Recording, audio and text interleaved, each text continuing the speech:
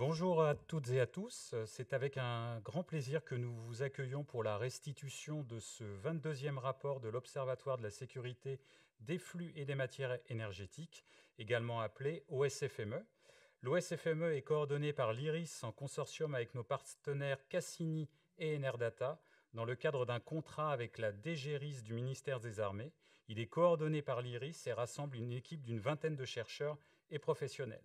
Le consortium vise à proposer une vision géopolitique des enjeux énergétiques en lien avec les enjeux de défense et de sécurité, à croiser les approches géopolitiques, économiques et sectorielles et à s'appuyer sur la complémentarité des outils, réunir différents réseaux académiques, expertise publique, expertise privée. Aujourd'hui, nous sommes réunis pour le rapport intitulé Passage stratégique maritime et sécurité énergétique européenne, bouleversements géopolitiques et stratégie de mitigation. Alors ce dernier rapport, il a été rédigé par Bianca Ferrazza. Bonjour. Alors Bianca, vous êtes assistante de recherche au sein du programme Énergie et matières premières et de l'Observatoire de la sécurité des flux et des matières énergétiques de l'IRIS. Il a été également rédigé par Frédéric Janin. Frédéric Janin, bonjour. Qui est chercheur au sein du programme Climat, Énergie et Sécurité à l'IRIS. Et enfin par Alexandre Roussel. Bonjour. Qui est chercheur au sein du programme Énergie et matières premières à l'IRIS. Ce rapport il a été illustré par David Amselem, qui est cartographe, docteur en géopolitique et cofondateur du cabinet Cassini Conseil, et également par Thomas Catin, qui est doctorant en géopolitique et cartographe du cabinet Cassini. Bonjour. Alors aujourd'hui, effectivement, nous allons parler bouleversement stratégique maritime, passage détroit, canaux. Tout simplement, en 2023, les trois quarts de la demande mondiale de pétrole dépendaient du trafic maritime, tandis que les flux de gaz naturel liquéfié, le fameux GNL, ont dépassé les exportations de gaz par pipeline dès 2020. Cette prépondérance confère au transport maritime un rôle central dans l'approvisionnement énergétique mondial, le rendant par conséquent vulnérable aux perturbations touchant certains passages stratégiques, parmi lesquels le détroit d'Ormuz, le détroit de Malacca, le détroit de Bab el-Mandeb et le canal de Suez. Les bouleversements géopolitiques récents, on peut penser bien évidemment à la guerre en Ukraine, aux attaques Houthis en mer Rouge, aux bombardements en Iran, ont rappelé l'importance stratégique de ces trois routes maritimes et la vulnérabilité qui en découle pour la sécurité énergétique européenne. Cet après-midi, nous vous proposons d'analyser les mutations du marché de l'énergie depuis février 2022 et leurs impacts sur la centralité de ces corridors maritimes, notamment les dynamiques qui sont propres à chacun de ces axes, un éclairage également sur les dispositifs d'atténuation des risques et les alternatives mises en œuvre par la France et l'Union européenne afin d'anticiper les perturbations sur ces trois artères vitales pour la sécurité énergétique. Je laisse la parole aux auteurs du rapport. Alexandre ? Merci Emmanuel pour cette introduction. Donc pour commencer, j'aimerais qu'on jette un œil au mix énergétique actuel de l'Union européenne. Donc comme vous pouvez le voir à l'écran, aujourd'hui le mix énergétique de l'Union européenne est composé à 40% environ de pétrole, 20% du gaz et environ 10% de charbon, en bleu à l'écran, le reste étant divisé entre des énergies renouvelables et du nucléaire. Donc on voit aujourd'hui que le mix énergétique est encore très majoritairement carboné, environ 2 tiers, et la quasi-totalité, surtout pour ce qui est du pétrole et du gaz, de ces énergies est importée aujourd'hui en Union européenne. Et ce, en tout cas avant 2022, majoritairement de Russie, puisqu'on importait de Russie environ 25% de notre pétrole, 40% de notre gaz et presque la moitié de notre charbon. Donc avec le début de la guerre en Ukraine, l'UE a dû trouver de nouvelles sources d'approvisionnement pour ces hydrocarbures et la Russie, elle, a dû trouver de nouveaux débouchés pour l'exportation de ces hydrocarbures. Donc cette situation a donné lieu à une reconfiguration des flux énergétiques qui partent de Russie et qui arrivent en Union européenne. Donc j'aimerais commencer par vous parler de gaz. Donc pour ce qui est du gaz, donc 40-45% à peu près des importations de l'Union européenne, je l'ai dit, venaient de Russie avant 2022. Donc 90% à peu près étaient approvisionnés par voie terrestre, donc par pipeline, et en seulement 10% étaient approvisionnés par voie maritime, donc sous forme de GNL, de gaz naturel liquéfié. Donc comme vous pouvez le voir sur cette carte, 4 sur 5 des plus importants pipelines qui partaient de Russie et qui arrivaient en Union européenne ne fonctionnent plus aujourd'hui, Seulement un continue à fonctionner, Turkstream, au sud. Pour ce qui est du pétrole, environ les 3/4 du pétrole était acheminé depuis la Russie vers l'Union européenne par voie maritime, et environ 1/4 était approvisionné par voie terrestre, par le pipeline que vous voyez à l'écran à droite, le pipeline Druzhba. Ce pipeline continue à fonctionner un petit peu, notamment pour approvisionner la Hongrie et la Slovaquie, qui, étant enclavées, ont eu une dérogation d'approvisionnement. L'Union européenne a mis en place des sanctions, évidemment, à l'encontre de la Russie. Pour ce qui est des importations de pétrole, elle n'est plus censée importer de pétrole, à l'exception de la Hongrie et de la Slovaquie. Elle a mis en place également, avec l'aide des États-Unis, des sanctions, un prix plafond sur les exportations russes de pétrole au niveau mondial, sur les différents produits pétroliers qu'elle exporte. Elle n'a pas vraiment mis en place un bannissement total des importations de pétrole, de gaz, excusez-moi, comme je l'ai dit précédemment, ni par voie terrestre, ni par voie maritime, puisqu'on continue à importer du GNL depuis la Russie. Pour autant, à horizon 2027, l'objectif de l'Union européenne est de se passer complètement des importations d'hydrocarbures russes. Pour ce qui est de la Russie a donc dû trouver de nouveaux débouchés pour ces hydrocarbures. Elle s'est tournée majoritairement vers la Turquie, l'Inde et la Chine, qui ont augmenté leurs importations depuis la Russie. La Russie, pour essayer de contourner les sanctions mises en place par les Occidentaux, et notamment les prix plafonds évoqués précédemment, ont mis en place une flotte fantôme, donc une flotte composée de pétroliers majoritairement, mais aussi de méthaniers. On estime cette flotte à environ 400, 500, 600 pétroliers, qui permettrait à la Russie d'exporter environ 70% de son pétrole, le reste étant exporté par pipeline. Pour autant, certains pétroliers, malgré l'interdiction de l'Union européenne, continuent à arriver en Union européenne à livrer des cargaisons de pétrole. Donc je l'ai dit, environ 15 à 20% du pétrole russe est aujourd'hui exporté par pipeline vers l'ouest en direction de la Chine, à travers le pipeline ESPO. Et d'autres stratégies également de contournement ont été mises en place, notamment de la part de la Turquie, de l'Inde ou du Moyen-Orient, qui, eux, continuent à importer du brut russe, et ont mis en place des stratégies de blanchiment. Par exemple, le Moyen-Orient importe du brut, le raffine et le réexporte, notamment vers l'Union européenne. Et donc ce pétrole est maintenant estampillé Moyen-Orient et non plus russe, ce qui permet de le blanchir. La Turquie a adopté des stratégies similaires. Et donc on voit que le pétrole russe, qui auparavant partait de la mer Baltique et arrivait par bateau directement en Union européenne, traverse maintenant la Méditerranée à travers le passage, le détroit de Gibraltar, ensuite la mer Rouge, et remonte jusqu'au Moyen-Orient, jusqu'en Inde, jusqu'en Chine. Et donc la flotte de pétroliers est vraiment beaucoup plus mobilisée aujourd'hui, la flotte russe. Donc elle repose beaucoup plus sur le trafic maritime et elle passe par beaucoup plus de détroits maritimes qu'elle ne le faisait auparavant. Et donc ça augmente le trafic maritime pour ce qui est de l'exportation de pétrole et dans une moindre mesure de gaz.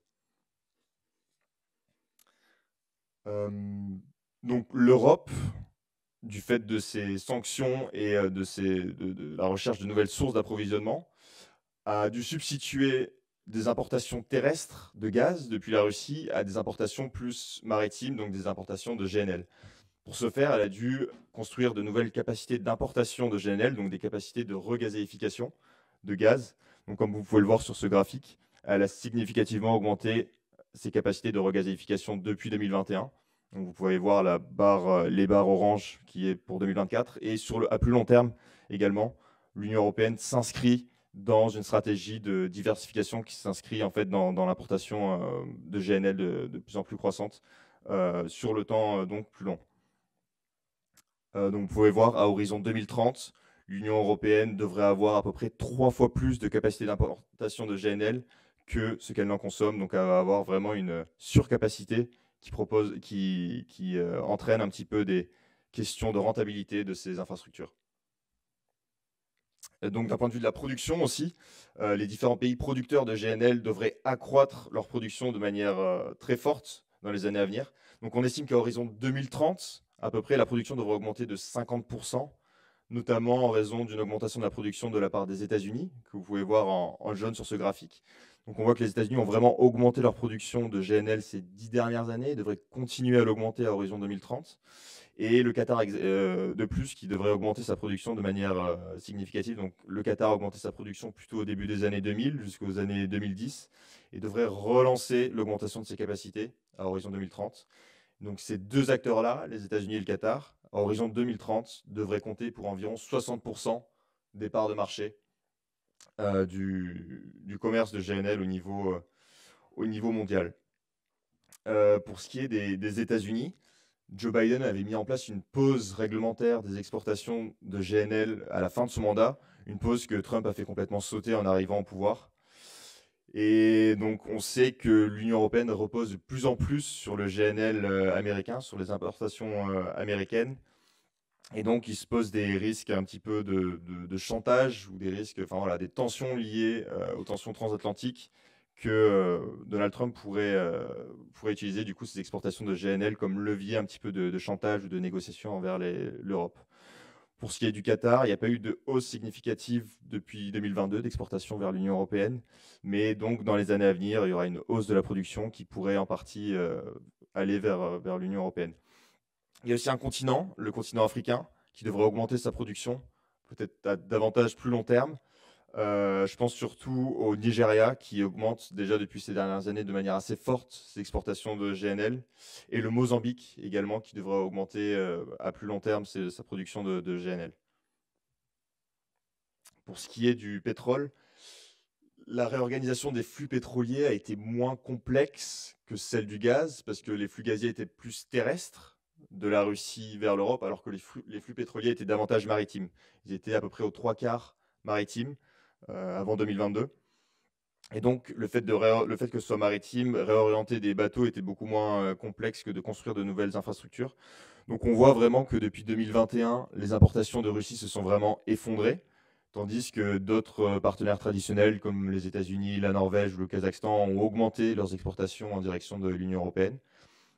Il y a de nouveaux partenaires qui ont aussi émergé, donc le Brésil qui a vraiment augmenté ses exportations vers l'Union européenne et le Guyana aussi depuis 2022 qui exporte du pétrole à destination de l'Europe.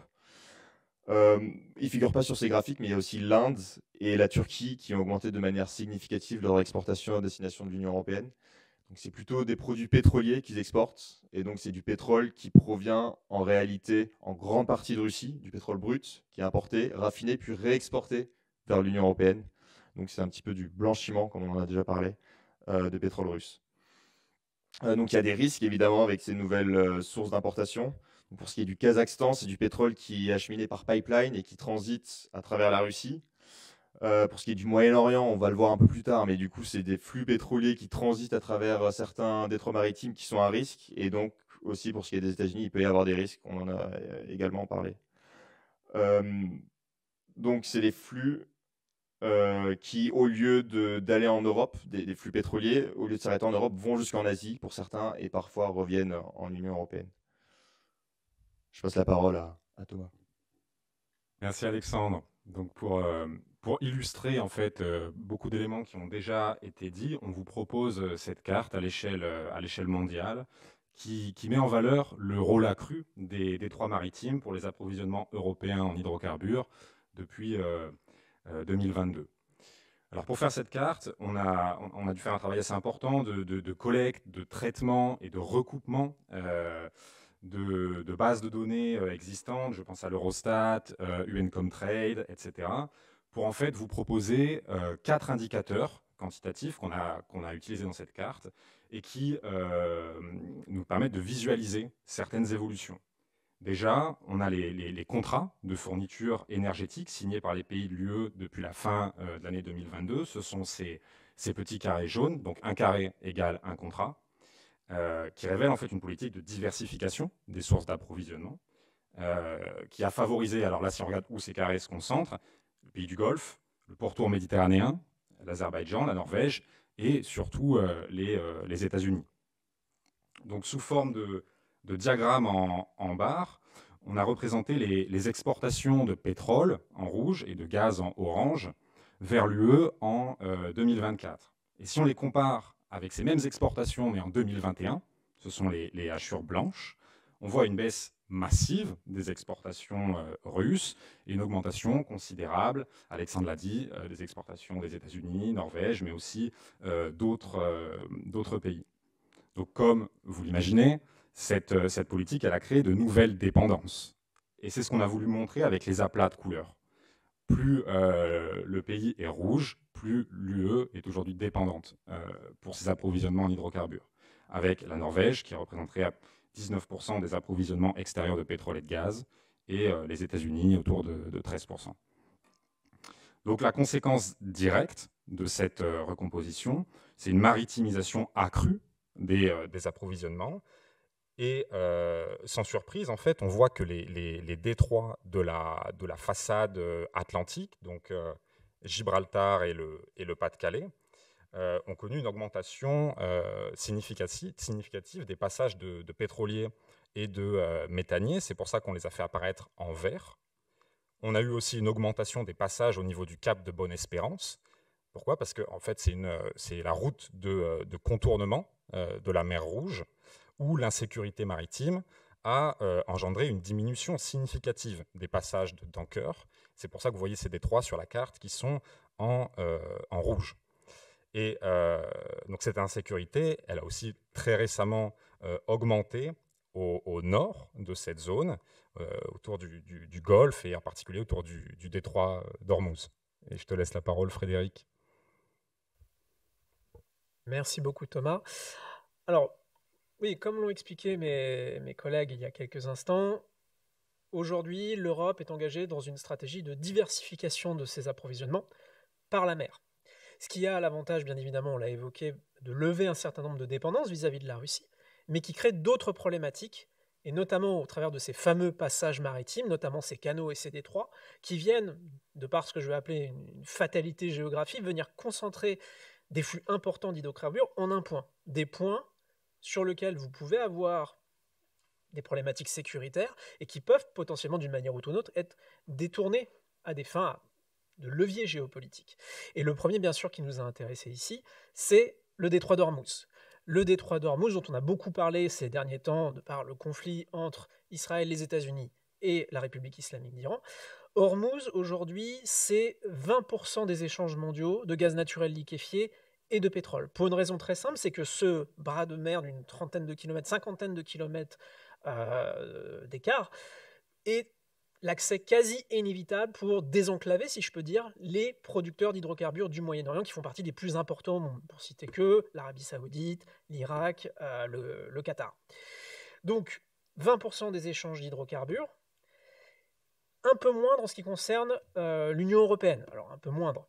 Pour ce qui est du pétrole, on parle quand même de 16% des importations qui viennent de ces pays du Golfe, dont une bonne partie, pour ne pas dire la majorité, passe par ce détroit d'Ormuz, essentiellement l'Arabie Saoudite, l'Irak et dans une moindre mesure les Émirats Arabes Unis.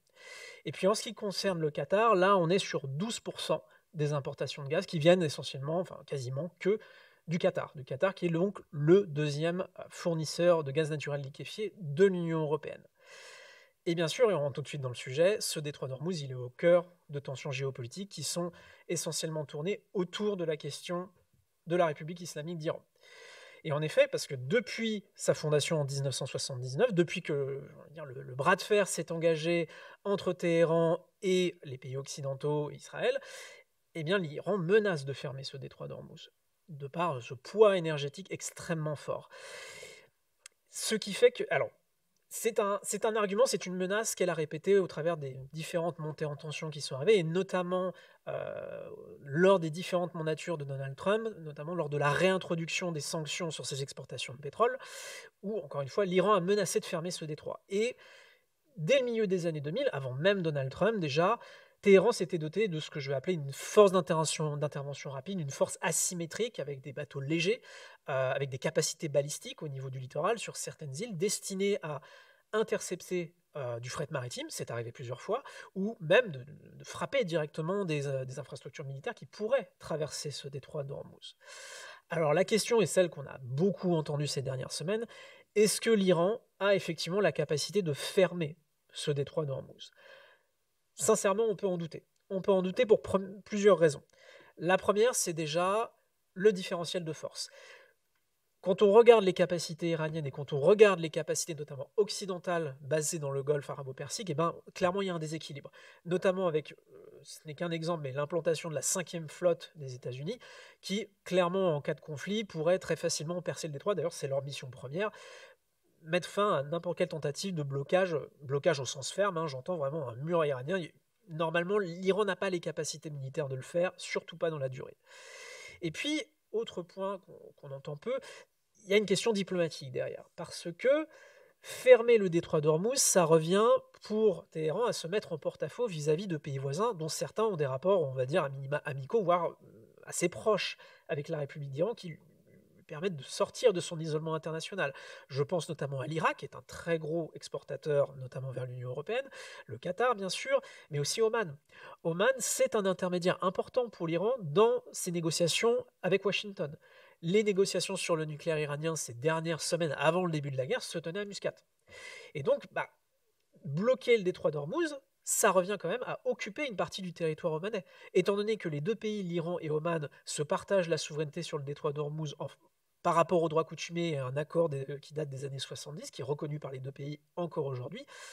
Donc, une tentative de ce genre de la part de l'Iran la mettrait vraiment en difficulté, la mettrait en porte-à-faux vis-à-vis de ces quelques pays qui aujourd'hui lui permettent d'avoir une ouverture à l'international dans le contexte actuel.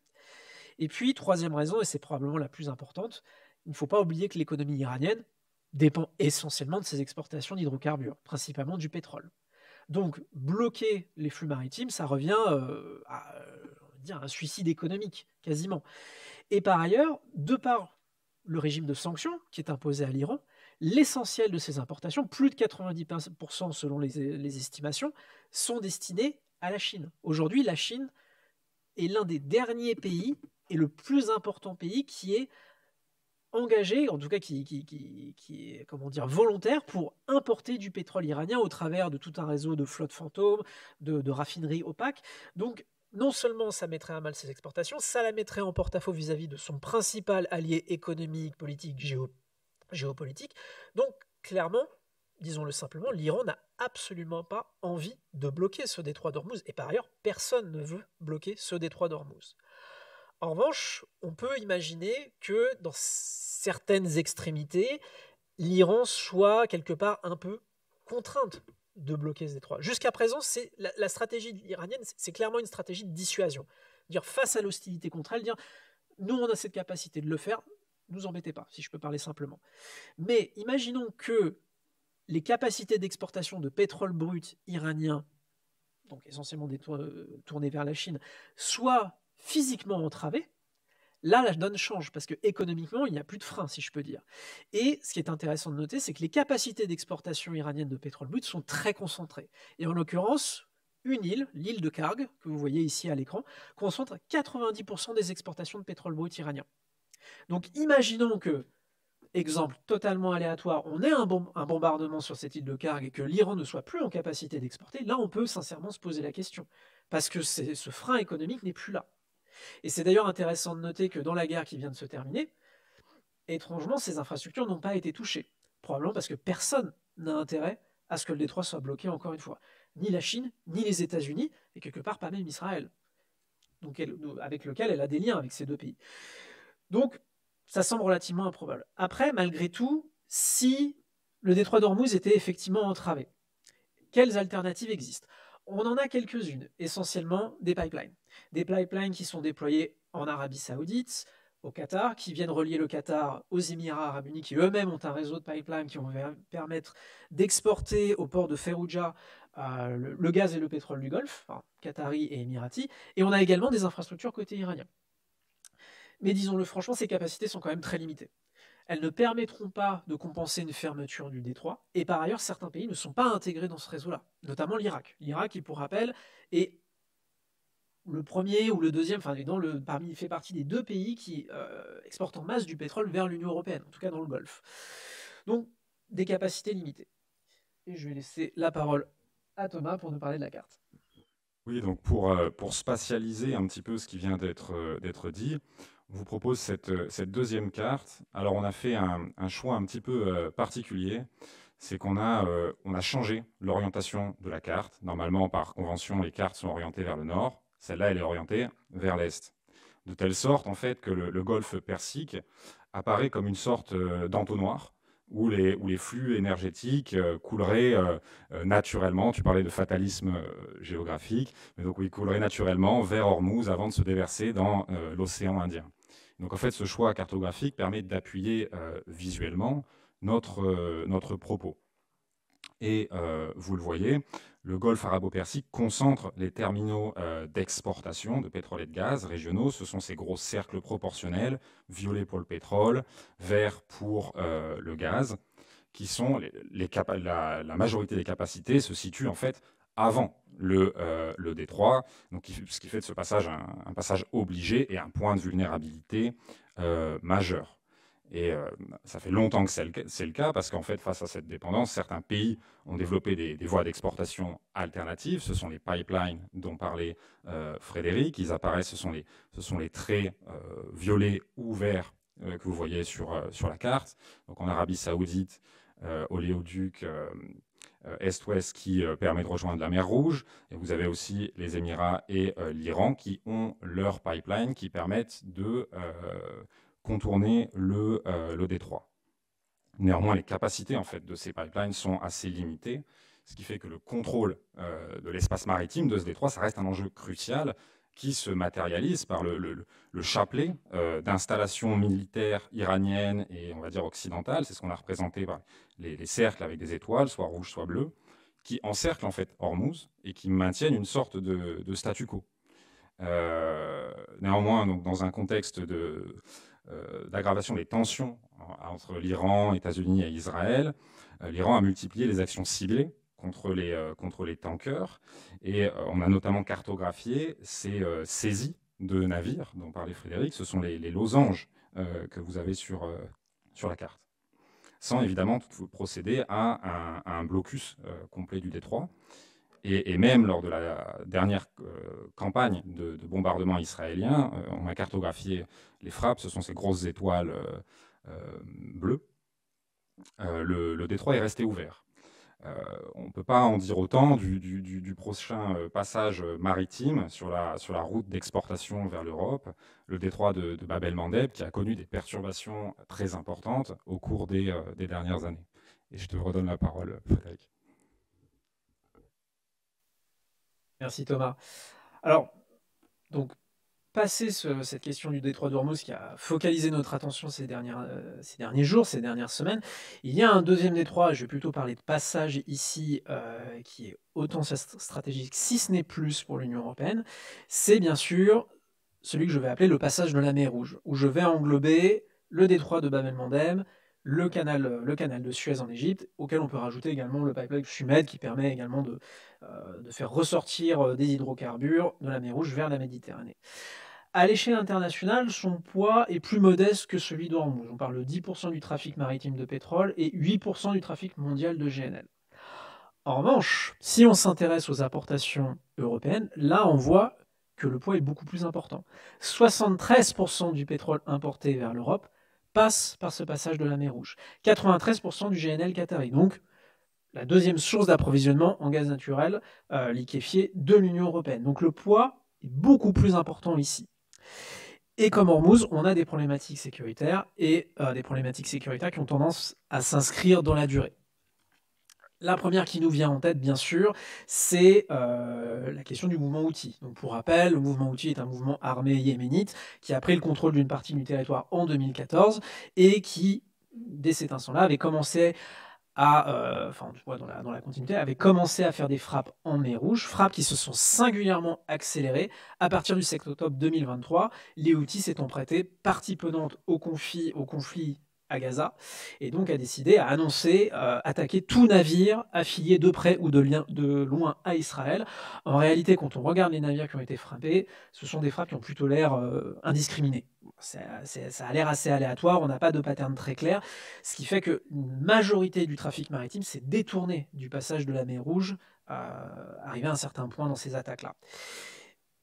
Alors, si la situation s'est un peu calmée après notamment des frappes américaines, elles ont tendance à ressurgir aujourd'hui. On a eu des frappes il n'y a pas très longtemps, mais on aurait tort de se focaliser uniquement sur la question du Yémen, parce qu'en réalité, la mer Rouge est vraiment le carrefour de nombreuses tensions géopolitiques et notamment de tensions régionales, notamment avec un pays qu'on ne voit pas venir sur cet aspect-là, c'est l'Éthiopie.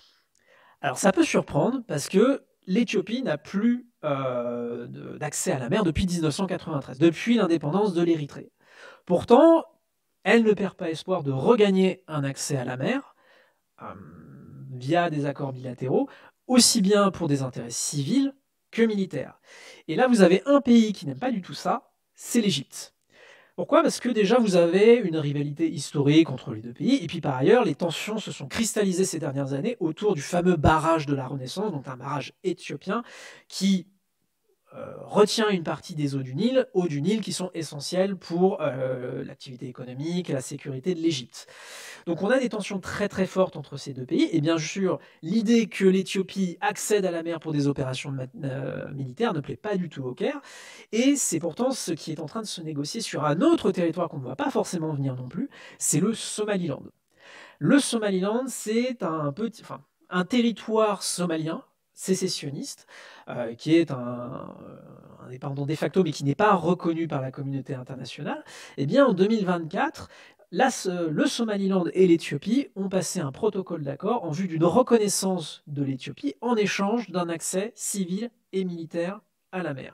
Ce sur quoi l'Égypte a riposté très rapidement en passant un accord de défense avec la Somalie, avec l'Érythrée qui est un ennemi naturel de l'Éthiopie. Donc on peut imaginer qu'au travers des tensions entre ces deux pays, et potentiellement de la situation au Somaliland, on se retrouve avec une dégradation de la situation sécuritaire qui pourrait entraver le détroit de Bab el-Mandeb. Ça, c'est une possibilité. Et puis, on a un autre acteur, c'est le Soudan. Le Soudan est en guerre civile maintenant depuis plusieurs années, si je ne me trompe pas, avec d'un côté les forces militaires régulières et les forces d'intervention rapide, les FRS, qui est une entité paramilitaire. Les deux groupes s'affrontent depuis un certain temps maintenant, au travers d'une guerre assez sanglante, assez dramatique, mais vous retrouvez des belligérants étrangers ici, qui se greffent sur ce conflit pour asseoir des intérêts stratégiques. Et on retrouve notamment ici l'Égypte, qui soutient les forces régulières, mais aussi l'Éthiopie, qui a des relations plutôt ambiguës entre les deux parties prenantes au conflit, au Soudan, attendant de voir quelle tournure prend le conflit en vue de consolider ses liens avec le Soudan qui sont aussi relativement contrariés et sécuriser ses positions dans la région. Mais vous retrouvez également d'autres acteurs internationaux, la Russie, l'Iran, qui monnaient, si je puis dire, leur soutien militaire et financier, notamment avec l'armée régulière, en échange d'une position durable, un port, tout simplement, sur la mer Rouge, afin pour l'Iran, quelque part peut-être, importer sa stratégie de dissuasion sur la mer Rouge, et la Russie pour sécuriser ses passages en mer Rouge, qui sont très importants pour sa diversification d'exportation. Donc vous voyez, on a un certain nombre d'acteurs qui viennent se greffer ici, et qui ont en vue la sécurité de passage en mer Rouge. Et puis, assez brièvement, je vais m'arrêter quelques secondes sur le canal de Suez, parce qu'au-delà de la dimension sécuritaire évidente, sécurité physique, vous avez une autre problématique dont on n'a pas parlé, c'est bien sûr le dérèglement climatique. On a tous en souvenir ce super tanker, l'Evergreen, qui s'est échoué dans le canal de Suez suite à une tempête de sable. Cet événement est exceptionnel dans son ampleur. Selon les estimations, on est à plusieurs dizaines, plusieurs centaines de milliards de dollars de pertes. Mais ce n'est pas forcément un événement unique. Ce genre d'accident, on en a déjà eu dans la décennie passée, pas avec cette intensité, mais on en a déjà eu, et ces événements climatiques sont appelés à se répéter.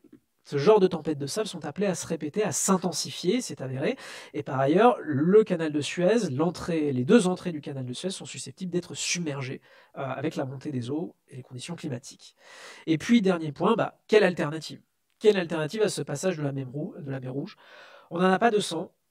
Le plus évident, bien sûr, c'est le passage du cap de Bonne-Espérance, qui est une alternative sécuritaire, mais qui malheureusement n'est pas une alternative économique très viable aujourd'hui, au vu des conditions économiques, étant donné que vous rallongez le trajet d'une dizaine de jours, donc vous rajoutez le coût du trafic pour les pétroliers, et surtout pour les méthaniers, parce que n'oublions pas, le trafic de GNL, 20 à 30% du coût du transport, impacte 20 à 30% du coût du gaz, est lié au transport du GNL.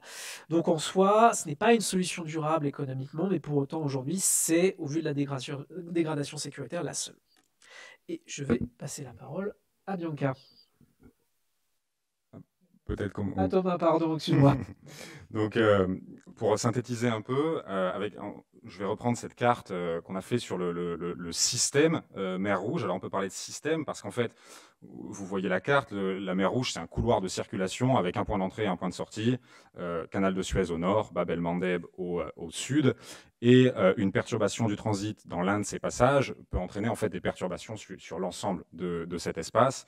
Donc c'est pour cela qu'on a choisi de représenter cet espace d'un seul tenant sur une même carte. Donc vous le savez, ce système est menacé dans sa partie sud par les attaques des Houthis. Donc on a cartographié, ce sont les points violets que vous voyez dans le détroit. Et à l'exception du pétrole saoudien qui peut rejoindre la mer Rouge via cet oléoduc est-ouest, c'est ce trait épais jaune que vous voyez au centre de la carte, eh bien les flux en direction du nord, les autres flux, ont dû faire ce long détour par le cap de Bonne-Espérance. Cette perturbation au sud du système, elle a entraîné des répercussions très importantes au nord. Si vous regardez le diagramme en barre qui se situe dans la bulle, qui représente le canal de Suez, on voit l'effondrement du transit de pétrole et de gaz dans le canal, avec une chute de 40% pour le pétrole et 85% pour le gaz entre 2023 et 2024. En plus, donc, dans ce canal, vous avez le risque causé par les accidents maritimes. En plus de l'Ever Given, on a recensé 4 autres incidents depuis 2021 dans différents points de ce canal. Et là encore, les voies de contournement de Suez sont assez limitées. Vous avez le pipeline Sumed en Égypte, vous avez aussi un autre pipeline israélien, le Trans-Israël. Donc je vais passer très rapidement parce que je pense que c'est la partie la plus connue, mais on a aussi cartographié la réponse occidentale à cette crise Houthi avec l'opération Aspid, c'est le couloir bleu sur la carte, et les actions menées par la coalition menée sous l'égide des États-Unis, Prosperity Guardian, avec les frappes en bleu sur le territoire contrôlé par les Houthis. Je termine peut-être en disant aussi que depuis 2023, on a de nouveau une hausse des actes de brigandage, de piraterie au large de la Somalie. Vous en voyez 5 sur la carte, ce sont ces losanges. En réalité, il y en a plus, mais plus loin dans l'océan Indien. Et donc, on a une tendance à la hausse. Et pour rester sur ce thème, disons, de la piraterie, on va passer maintenant à un autre haut lieu du brigandage maritime, le détroit de Malacca. Merci Thomas. Alors, le détroit de Malacca est situé entre la Malaisie, Singapour et l'Indonésie. Il représente aujourd'hui un des principaux corridors maritimes mondiaux qui doit passer les 40% du commerce mondial chaque année. Le détroit est particulièrement intéressant et central pour ce qui concerne les flux énergétiques en provenance du Moyen-Orient et en direction de l'Asie. En ce qui concerne les pétroles, on sait qu'en 2023, il y a eu 23 millions de barils de pétrole qui ont transité par Malacca. Cela représente près d'un tiers du pétrole échangé mondialement, ce qui en fait un véritable choke point énergétique. Concernant les GNL, on est sur des quantités beaucoup plus petites. Cependant, il y a une dépendance croissante au GNL avec la Chine qui représente désormais les premiers importateurs mondiaux devant le Japon et une demande asiatique qui est en croissance et qui pourrait doubler les niveaux actuels en 2050. L'intensification des volumes de GNL qui sont importés se traduit aussi par une importance croissante des fournisseurs de GNL, notamment les Qatar, qui exportent les 80% des exportations de GNL vers les marchés asiatiques. La Chine est particulièrement exposée à ces goulets d'étranglement. Donc on sait que les pays ont récemment surpassé le Japon pour devenir les premiers importateurs du GNL mondial.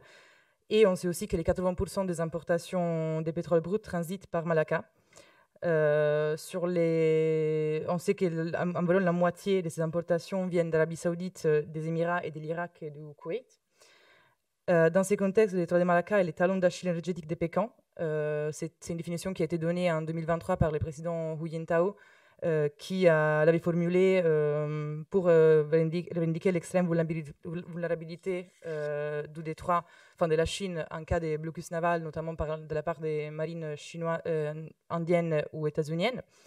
Cette dépendance structurelle alimente aussi des politiques de diversification des routes et des fournisseurs chinois, notamment à travers des initiatives qui sont menées avec les initiatives de la Belt and Road Initiative.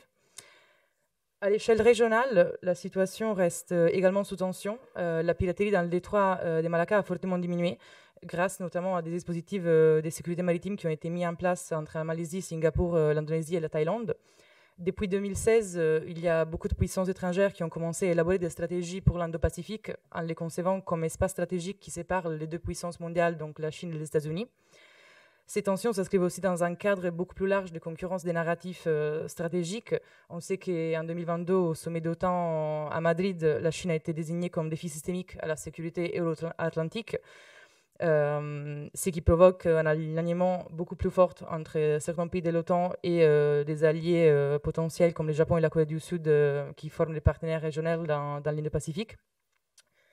Sur les volets sécuritaires, on observe depuis les années 2000 une militarisation croissante de l'espace maritime indo-pacifique, notamment avec la montée en puissance de la marine navale chinoise. La Chine est en train de réduire l'écart naval avec les États-Unis grâce à une hausse continue de son budget, qui est en hausse de 8% par an depuis 2 décennies. En face, les États-Unis et leurs partenaires comme le Japon et l'Australie renforcent leur présence via des Freedom of Navigation Operations et des exercices conjoints qui sont menés dans l'Indo-Pacifique du coup. Les incursions chinoises dans les zones exclusives économiques des pays riverains sont aussi assez importantes. Notamment, on voit les îles Natuna en Indonésie ou les récifs de Luconia en Malaisie. Et ces incursions alimentent évidemment un climat assez, des défiances assez croissantes. Afin du coup de diversifier leurs sources et de réduire leur dépendance aux pays du Golfe et au détroit de Malacca, les importateurs asiatiques du GNL se tournent vers les approvisionnements australiens qui sont en montée depuis les dernières 10 années. L'Australie a fourni en 2023 les 33% du GNL importé par la Chine, en surpassant aussi les Qatar qui en fournit les 23% actuellement. Ces déplacements partiels des flux pourraient relativiser la centralité de Malacca, mais sans pour autant l'effacer. Comme on a dit avant, les besoins chinois des GNL et asiatiques GNL en général à l'horizon de 2025 sont appelés à doubler, ce qui renforce au contraire l'enjeu de la sécurisation de ces routes maritimes.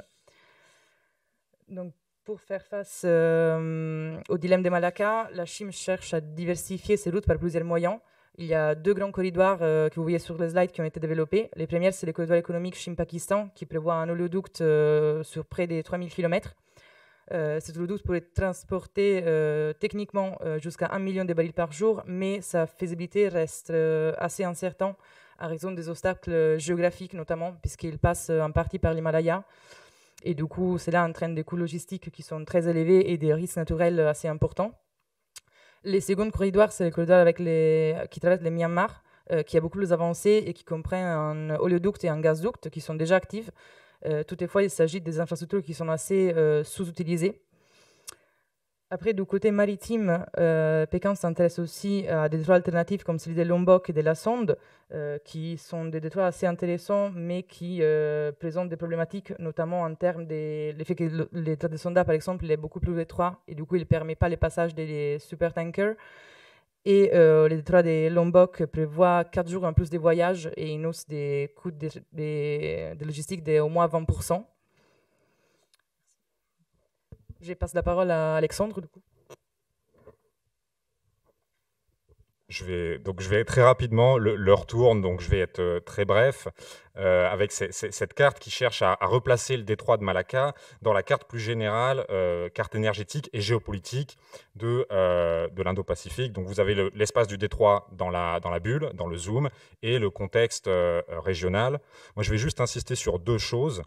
La première, on a fourni beaucoup d'efforts pour essayer d'estimer la dépendance des pays asiatiques à ce détroit. Par exemple, la Chine, où on aurait à peu près 70% des importations de pétrole qui passeraient par ce détroit, 83% pour le Japon, donc des pays qui sont très dépendants. Mais Malacca, en plus d'être une zone incontournable pour les flux énergétiques, c'est aussi devenu un hub de transformation et de redistribution.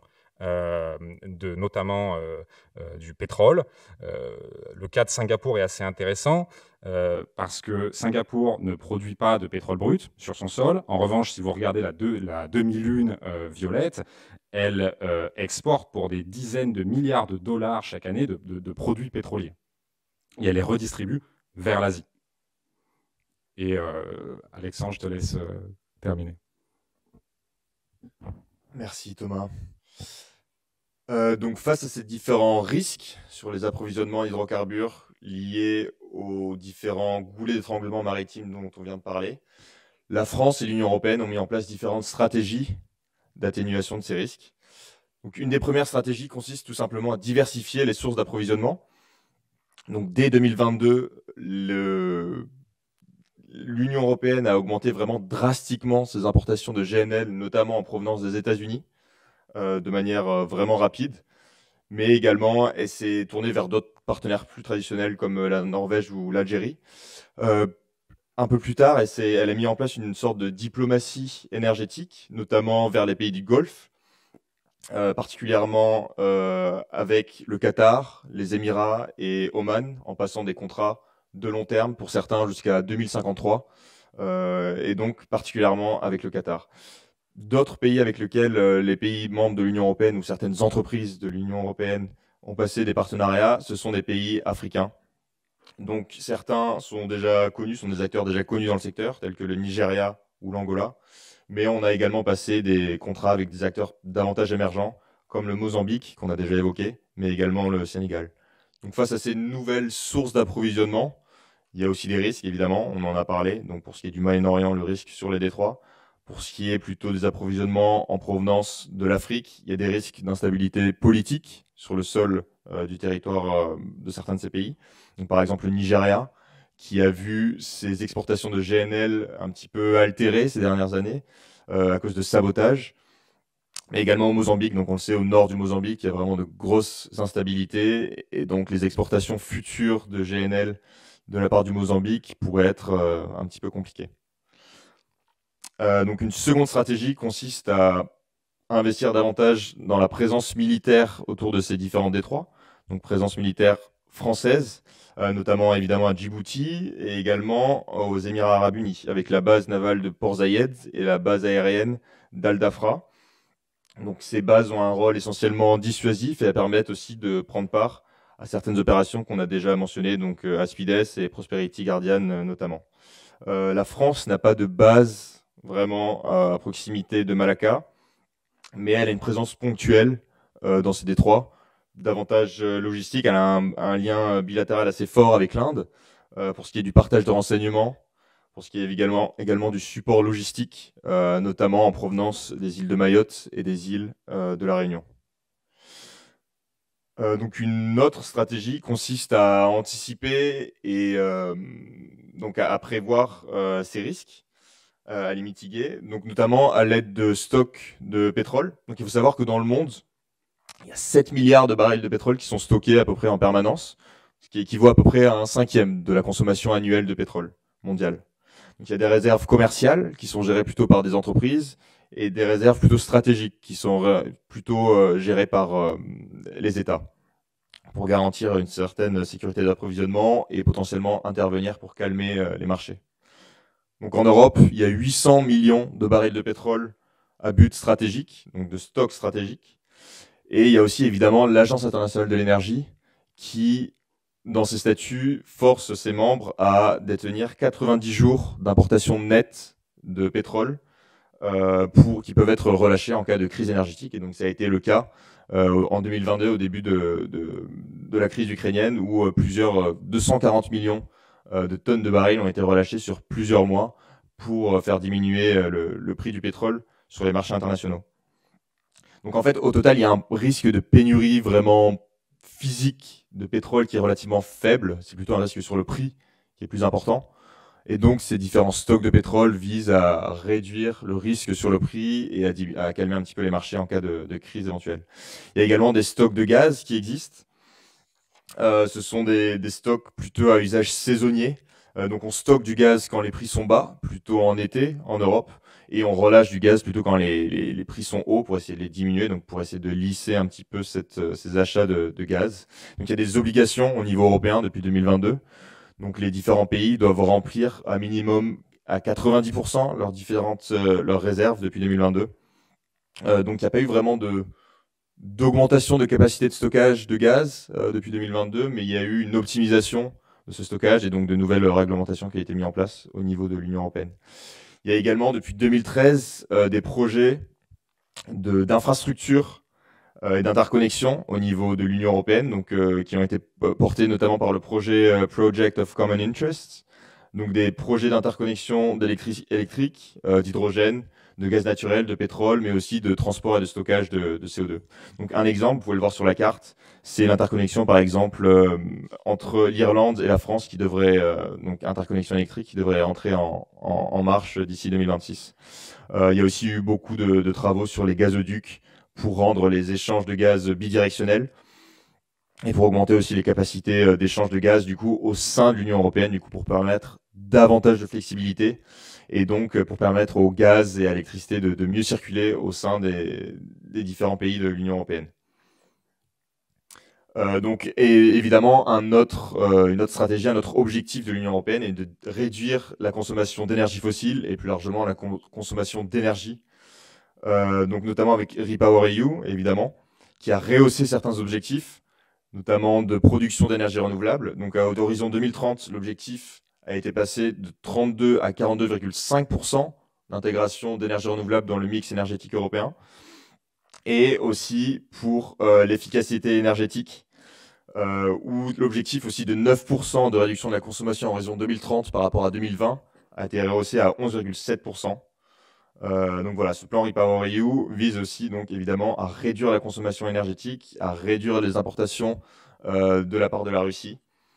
Il y a eu aussi un plan d'urgence, ou plutôt un objectif d'urgence qui a été fixé par la Commission européenne, qui était de réduire la consommation de gaz de 15% lors du premier hiver 2022-2023 au niveau de l'Union européenne. Cet objectif a été atteint, il a même été dépassé puisqu'on a atteint 18% de réduction. L'objectif a été renouvelé l'hiver suivant, l'année suivante. Il a été recommandé l'année encore suivante. Et cette année, 2025-2026, il n'a pas été reconduit. Au niveau de la France, il y a aussi un plan de sobriété énergétique qui a été mis en place dès octobre 2022 pour réduire de 10% la consommation énergétique au niveau national. L'objectif a été atteint dès 2023. La consommation a réduit de 12%. Et le plan de sobriété a été actualisé l'année suivante. Au niveau européen, il n'y a pas vraiment de plan de sobriété énergétique. On voit le terme de sufficiency qui apparaît petit à petit dans certains textes de la Commission européenne, mais il n'y a pas véritablement de plan ou d'objectif au niveau de l'Union européenne. Donc ces différents plans ont été décidés quand même plutôt dans l'urgence. Donc c'était plutôt une contrainte plutôt qu'un choix. Ces différents plans d'efficacité, de sobriété. Et donc en réalité, il faudrait davantage planifier cette baisse de la consommation en amont, parce que c'est vraiment un levier géopolitique, enfin voilà, de moindre dépendance vis-à-vis des importations de la Russie, vis-à-vis des importations, enfin voilà, maritimes, et réduire vraiment, ça nous permettrait de réduire vraiment fortement notre dépendance et les risques liés aux ruptures d'approvisionnement de ces différents détroits maritimes dont on vient de parler. Et évidemment aussi une moindre consommation énergétique et notamment d'énergie fossile permettrait d'atteindre plus facilement les objectifs climatiques de l'Union européenne. Voilà, je pense qu'on arrive au bout de notre présentation. Merci beaucoup à toutes et à tous pour vos analyses éclairantes. N'hésitez pas surtout à poser vos questions en fait sur le chat. Et j'en profite pour vous dire que ce webinaire il sera disponible d'ici une quinzaine de jours sur le site de l'IRIS. Allez, on commence avec quelques questions. Quel est le statut juridique international des détroits ? Alors, c'est une grande question. Alors, si on regarde la Convention internationale du droit de la mer, donc la fameuse Convention de Montego Bay, les détroits maritimes sont considérés comme des passages internationaux, un statut international, ce qui veut, pour faire très simple, dire que si ces détroits permettent de faire la jonction entre des mers intérieures, un golfe comme le golfe Persique et des eaux internationales, en principe, il y a un droit de transit libre. Voilà. avec un contrôle des États limitrophes qui est relativement limité. Bon, je ne rentre pas trop dans le détail, n'étant pas juriste moi-même, mais ce qui est intéressant de relever, et notamment je pense à Hormuz, c'est qu'il y a un vrai débat doctrinal. Notamment avec les États-Unis.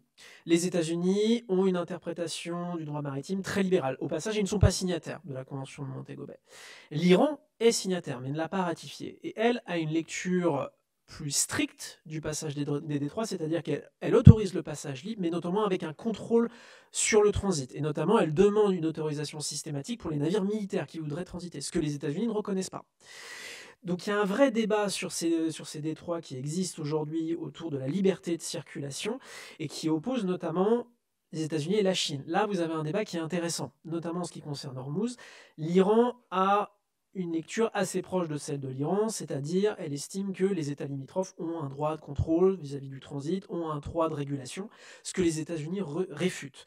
Donc vous avez une convergence d'interprétation juridique qui est assez commune entre l'Iran et la Chine, complètement à l'opposé de ce que promeut les États-Unis. Et donc, quelque part, est-ce que ça ne pourrait pas venir en quelque sorte aggraver un conflit où vous auriez des bases juridiques opposées qui légitimeraient de la part des États-Unis d'intervenir si vous avez de la rétention du côté de l'Iran? Donc là, il y a un vrai débat, il y a une vraie question qui se porte et qui ne se limite pas uniquement à la question de l'Iran. On pourrait parler de la Turquie également, on pourrait parler d'autres des droits. Donc il y a une vraie question juridique autour des droits sur une lecture plus libérale ou une lecture plus restrictive du passage qui pourrait servir de catalyseur en cas de conflit. Merci beaucoup Frédéric. Les approvisionnements énergétiques de l'Union européenne via des bateaux fantômes ou via le rachat à l'Inde des hydrocarbures russes existent-ils vraiment? Oui, il existe vraiment, on en a du coup un petit peu parlé, mais on estime que, donc déjà, premièrement, les exportations de l'Inde et de la Turquie vers l'Union européenne ont vraiment significativement augmenté depuis la mise en place de ces sanctions. Et on estime, il y a des chiffres qui existent à ce niveau-là, il y a des études qui ont été faites, et que environ 40% du pétrole qui proviendrait de la Turquie, de l'Inde et de la Chine, donc des produits raffinés essentiellement, proviendrait en réalité de Russie. Donc du pétrole brut qui est importé dans ces différents pays, qui est raffiné, du coup estampillé Turquie, Inde, Chine, et ensuite réexporté vers l'Union européenne.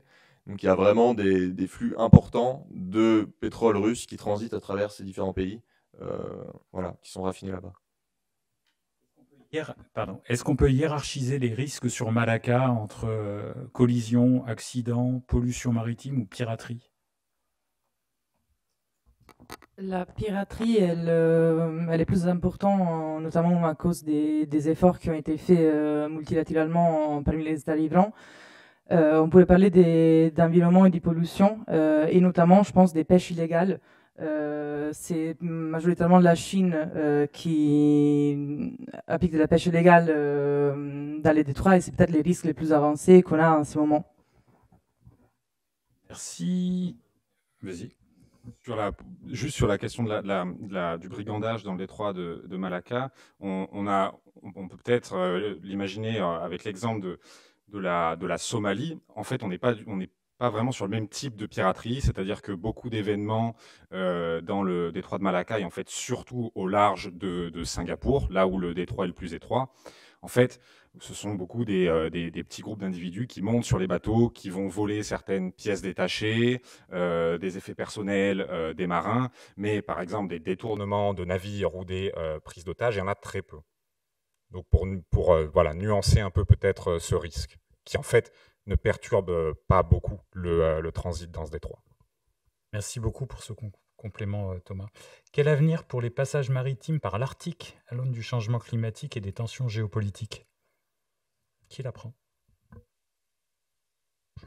Je peux peut-être commencer. Alors, c'est vrai qu'on parle beaucoup du passage dans les détroits du Grand Nord. Il y a une question, c'est la Russie.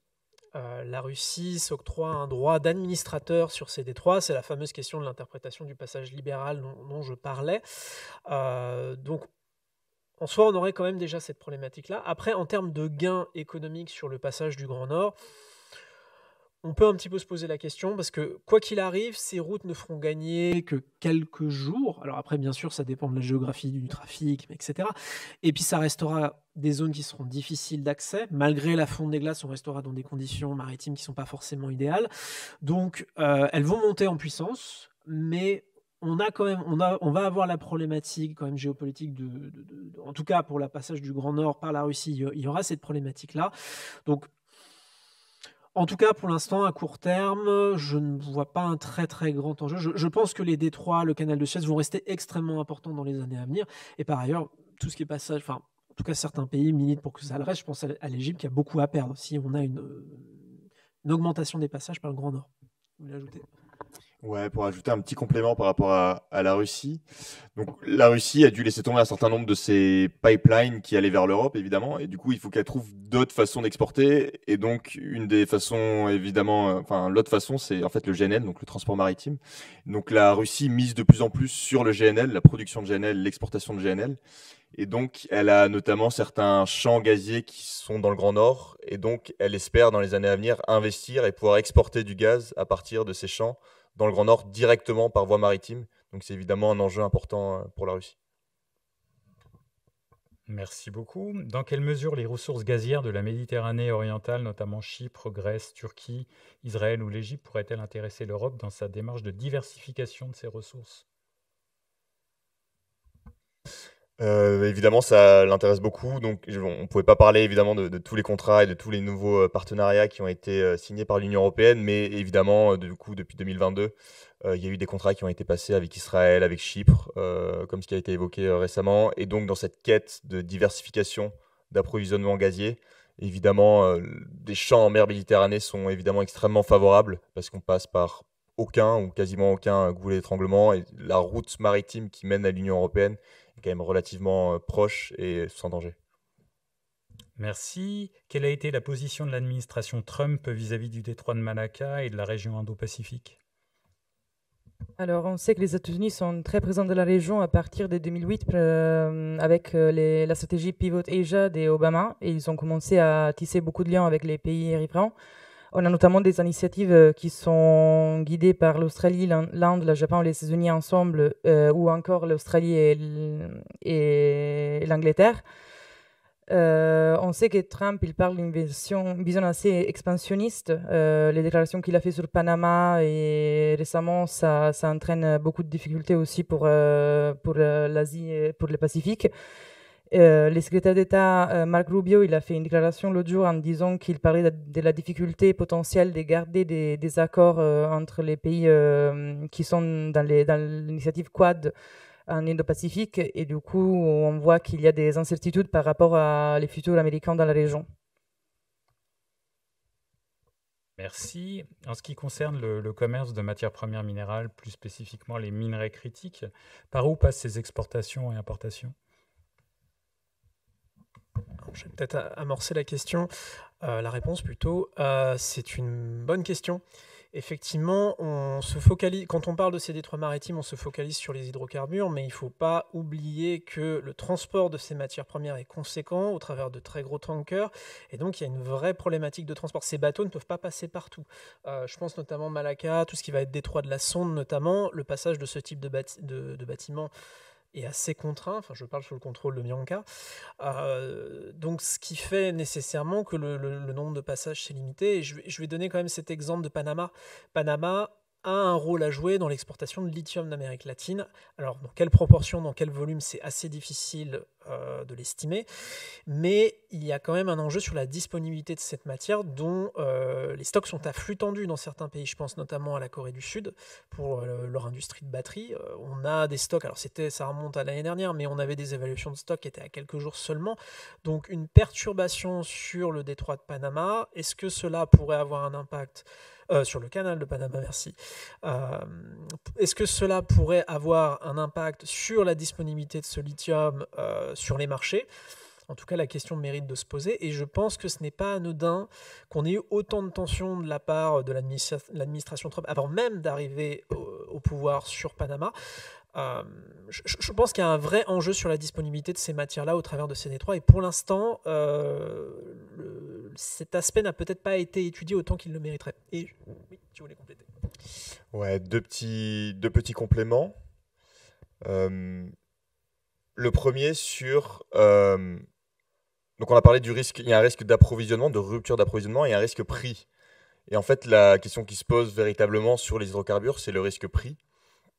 Et le risque-prix est extrêmement... Donc, il y a de la volatilité, évidemment, et c'est extrêmement rapide, on va dire.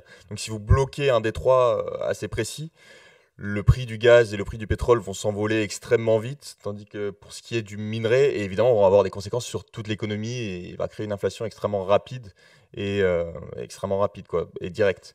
C'est moins le cas pour des minerais. Il va peut-être y avoir de l'inflation et de la volatilité qui va être observée, mais ça aura des conséquences moins importantes.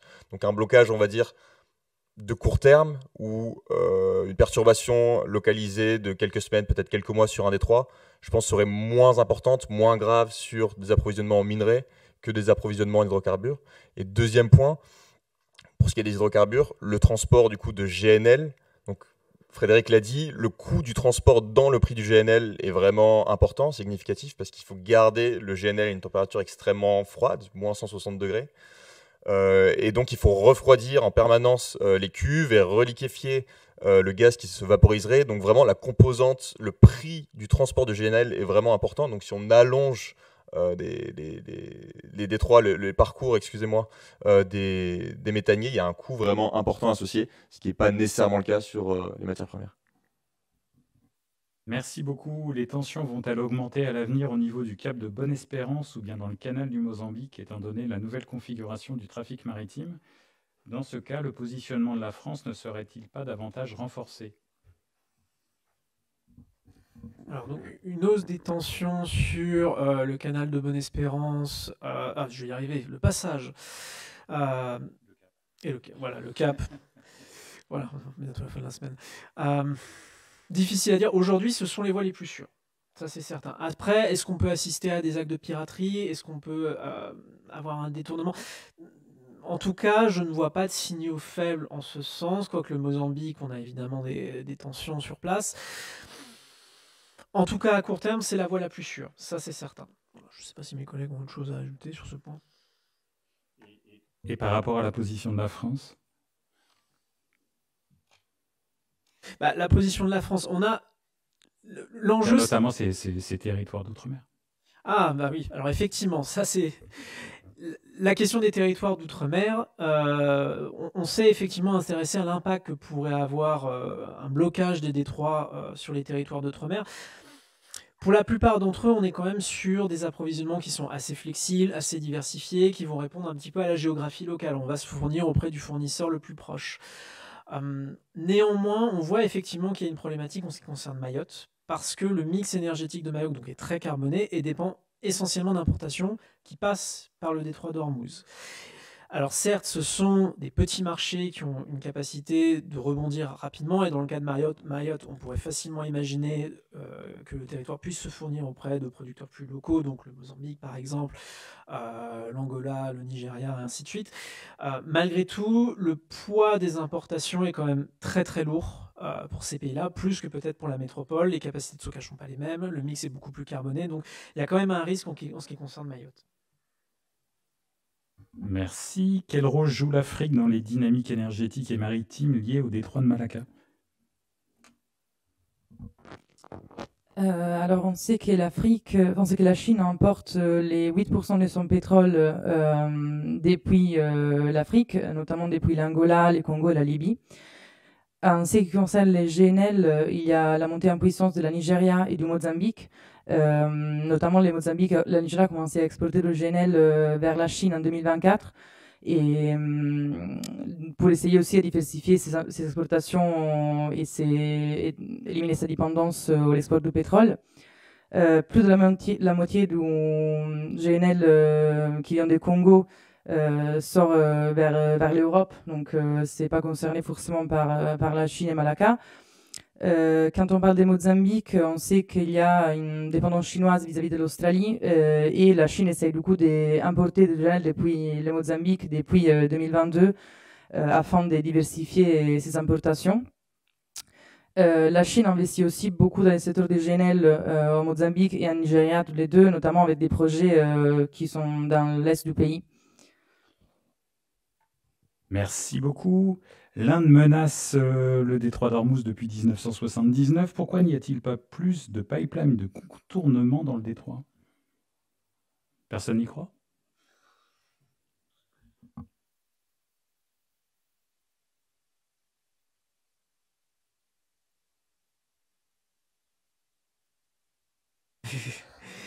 En ce qui concerne... Alors, on a eu quand même plus d'infrastructures. Je vais prendre le cas de l'Irak, on a eu quand même un pipeline qui reliait l'Irak à l'Arabie Saoudite. Sauf que le contexte international, les tensions entre l'Irak et l'Arabie Saoudite ont conduit à la fermeture de ce pipeline. Aujourd'hui, l'Irak n'a plus de voie de sortie. Si on va un petit peu plus loin, on avait un autre pipeline qui traversait une bonne partie du Moyen-Orient, qui reliait l'Arabie Saoudite jusqu'au Liban, si je ne me trompe pas. Sauf que, de par le contexte régional, en réalité, ce pipeline a très très peu fonctionné.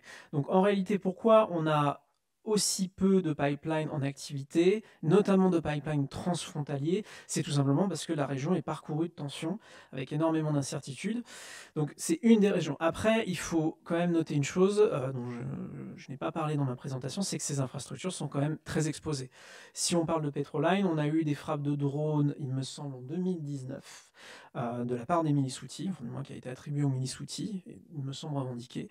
On a eu ce fameux port de Fujairah aux Émirats qui a subi plusieurs actes de sabotage qui ont été... on a estimé que ça provenait de l'Iran sans qu'on puisse le prouver. Donc c'est quand même des infrastructures limitées, peu flexibles par rapport au transport maritime et avec beaucoup de difficultés sur tout ce qui concerne les rapports transfrontaliers. Donc il y a quand même énormément de freins à leur développement qui est lié au contexte géopolitique local. Je pense qu'on pourrait peut-être aussi rajouter le fait que la majorité des pipelines iraient vers l'ouest, alors que le marché pétrolier et gazier est notamment à l'est. Oui, également. En Asie. Comment fonctionnent les prix plafonds mis en place par les Occidentaux sur les exportations de pétrole russe ? Donc, comme j'en ai parlé pendant la présentation, les Occidentaux ont mis en place des prix plafonds, en réalité, sur les exportations de pétrole russe partout dans le monde. Donc il y a plusieurs prix. Il y a un prix déjà sur le brut, qui est plafonné à $60 le baril. Il y a eu des discussions assez récemment des Européens qui voulaient diminuer plutôt, le prix plafond de ce pétrole pour impacter encore davantage les exportations de la Russie à travers le monde. Et il y a deux autres prix, un prix qui est à $40-45 le baril pour des produits raffinés qui sont vendus moins cher que le brut. Donc on peut penser au fuel, au naphtha, enfin voilà, des choses un petit peu comme ça. Et pour des produits raffinés de plus grande qualité, ou plutôt de plus haute valeur ajoutée, donc comme le diesel par exemple, il y a un autre prix plafond qui est lui à $100 le baril. Et donc c'est des sanctions qui ont été fixées en 2022 et sur lesquelles l'Union européenne voudrait serrer la vis encore, mais les États-Unis ne les ont pas suivis là-dessus dans les semaines qui sont passées. Merci beaucoup. Tout à l'heure, vous avez parlé de nombre de jours, plus 10 jours en passant par le cap de Bonne-Espérance. Mais ça représente combien en pourcentage du transport ? Bonne question. En l'occurrence, aujourd'hui, pour ce qui concerne l'Union européenne, c'est quasiment la quasi-totalité du GNL Qatari qui passe par le cap de Bonne-Espérance. On a, si je ne me trompe pas, très très peu de GNL qui va vers l'Union européenne en passant par le passage de la mer Rouge aujourd'hui. Donc on est quand même sur des volumes assez conséquents. Donc 12% à peu près. Non, c'est pas je pense que la question, c'est pas sur le volume. C'est 10 jours représentent combien du coût total du transport, en fait. Ah, d'accord. Est-ce qu'on est à 50% du Non, transport on est à habituel 20-30%. D'accord. 20-30%, pardon. Merci beaucoup. Pourquoi bombarderait-on l'île de Karg ? Très bonne question. Alors, l'île de Karg, on retrouve parfois l'expression, c'est la lifeline, si on peut dire, de l'économie iranienne. Si vous voulez décapiter l'économie iranienne, le plus évident, c'est d'aller bombarder l'île de Karg. Alors, je parle sous le contrôle de Thomas, qui aura peut-être un complément. Donc, si vous voulez faire du change regime, ce qui a été évoqué à un moment, le plus simple, c'est d'aller directement impacter ces infrastructures-là. Après, la question, à mon sens, c'est plutôt pourquoi ne pas le faire ? Et là, on a beaucoup plus d'éléments. Pourquoi ne pas le faire ? Parce que tout simplement, ça serait provoquer l'Iran qui a bloqué le détroit d'Ormuz. Alors, elle ne pourrait pas le bloquer, mais elle pourrait tenter de le saturer, et notamment de disperser des mines, de faire des attaques asymétriques, qui causeraient très rapidement, Alexandre l'évoquait, une hausse significative des coûts sur les marchés. Et puis, il y a peut-être aussi la question, mais là, je ne vais pas trop m'avancer, est-ce qu'on a vraiment envie que le régime s'effondre, sachant avec la question qu'est-ce qui vient derrière. Donc je pense que c'est pour ça qu'on n'a pas touché Karg. Premièrement, on n'a pas envie de pousser l'Iran dans ses extrémités. Et donc avoir les conséquences dont on parle sur le prix des hydrocarbures. Et puis, il y a toujours le risque, si on arrive à cette extrémité-là, on sombre quelque part dans l'abîme vis-à-vis de l'Iran. Même dans l'hypothèse d'un effondrement du régime, qui est certes appelé, désiré, pour plein de raisons que je ne vais pas commenter, mais ça nous met dans l'incertitude. Quelle est la place de la Russie dans la stratégie géopolitique de l'Indo-Pacifique ?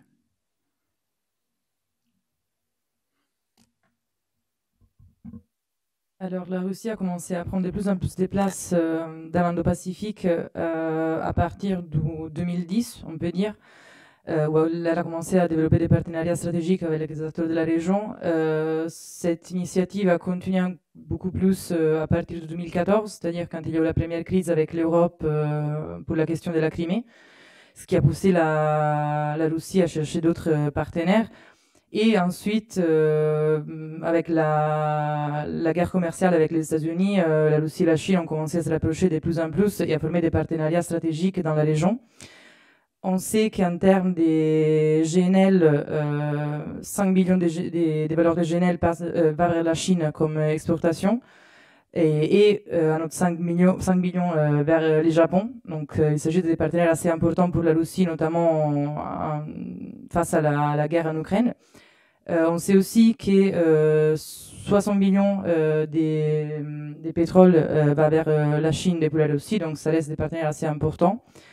La Russie a un avis très marqué par rapport à les conceptions des Indo-Pacifique qui a été créée par les Américains, c'est-à-dire ils sont très sceptiques puisqu'ils pensent que c'est une stratégie qui vise à exclure la Chine et la Russie des partenariats stratégiques dans cette région.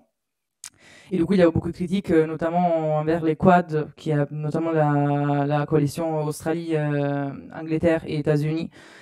Et voilà, je pense. Merci, c'est très clair. Vous parlez de maritimisation, mais n'y a-t-il pas un enjeu autour de la production des méthaniers en eux-mêmes ? Oui, bien sûr, il y a aussi un enjeu sur la production des méthaniers. Donc il faut savoir aujourd'hui que la production des méthaniers est vraiment contrôlée par 3 entreprises, 3 armateurs coréens. Vraiment, ils contrôlent à peu près 70-80% du marché.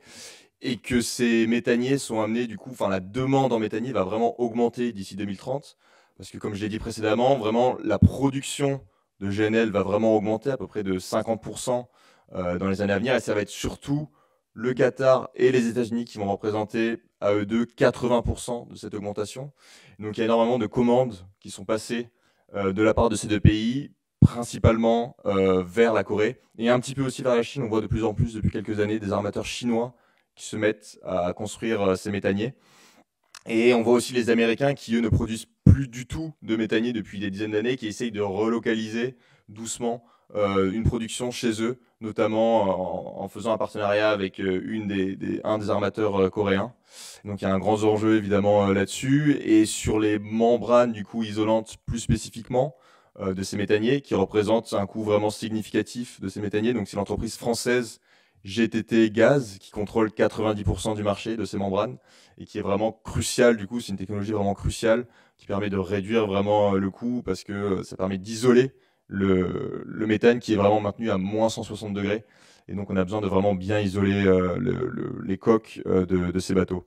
Et il y a un enjeu aussi davantage sur le GNL, sur la consommation du GNL dans le transport maritime. Parce que dans les années à venir, on va consommer les carburants, en fait, des bateaux, des navires marchands vont switcher de plus en plus vers le GNL. On va consommer de plus en plus de GNL dans le transport maritime. Et donc, on va avoir besoin de plus en plus de ces membranes, tout simplement pour stocker du GNL en tant que combustible, cette fois-ci, sur les navires. Et donc, cette technologie va être vraiment cruciale de plus en plus dans les années à venir. Merci beaucoup. Quelle est la part du transport dans le prix des matières premières ? Vous avez 3 heures. Oula, vaste question. Alors, matière première. En ce qui concerne donc, on l'a déjà évoqué pour le GNL, c'est 20 à 30%. En ce qui concerne le pétrole, c'est beaucoup moins. Alors, si je ne m'abuse, on est autour de 4%, C'est le chiffre qui me revient en tête. Après, en ce qui concerne des métaux plus spécifiquement, là, j'avoue ne pas avoir l'information. Mais oui, on est plutôt 4% pour le pétrole, 20-30. Je laisse compléter. Ouais, par rapport à ça, il y a du coup vraiment un enjeu de disponibilité des différents bateaux. Donc on a parlé des méthaniers, il peut y avoir un stress. Donc si évidemment on augmente la production de méthane et donc l'exportation de GNL, il va y avoir un stress sur le transport, donc sur les méthaniers. Mais c'est aussi le cas en fait sur tous les bateaux, quoi, les vraquiers, les tankers, etc.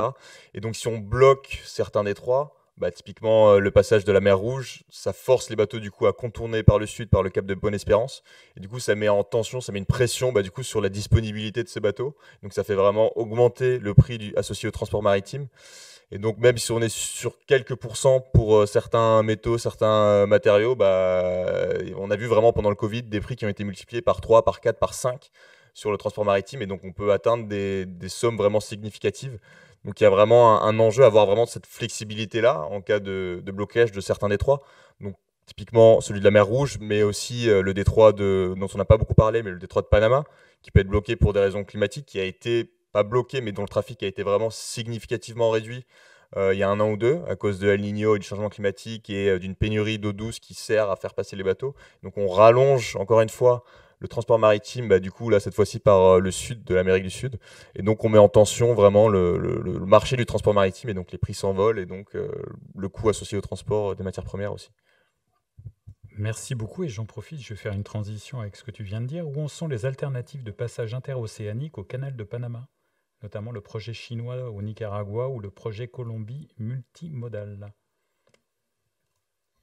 Alors, à ma connaissance, c'est vraiment à l'état de projet et le canal de Panama reste vraiment la seule option viable. Enfin, quand ils n'ont même pas commencé du tout de travaux au niveau de Nicaragua ou que ce soit, c'est vraiment des idées, un petit peu comme le canal de Kra. Et donc, c'est pas une alternative qui, dans les années à venir, en tout cas peut-être dans les décennies à venir, mais enfin voilà, pour le moment, c'est vraiment pas une option qui est envisagée. Donc, la seule alternative au canal de Panama aujourd'hui, c'est juste de passer par le sud, la pointe de l'Amérique du Sud. J'ajouterais peut-être une chose, il y a un autre projet de canal, en fait, de canal terrestre, donc d'axe multimodal, dans le sud du Mexique, qui est où on a depuis 4-5 ans un projet d'aménagement du sud du Mexique énorme avec beaucoup d'infrastructures de transport. Et donc, vous avez ce projet le transsismique dans l'isthme de Tehuantepec qui, c'est certain, ne sera pas une alternative au canal de Panama, mais je pense notamment pour les flux partant ou allant vers les États-Unis pourrait présenter certains avantages. Et donc là, les travaux sont déjà en cours. Le dilemme de Malacca n'est-il pas un prétexte désormais pour la Chine pour envisager un rapprochement avec le Pakistan et la Birmanie?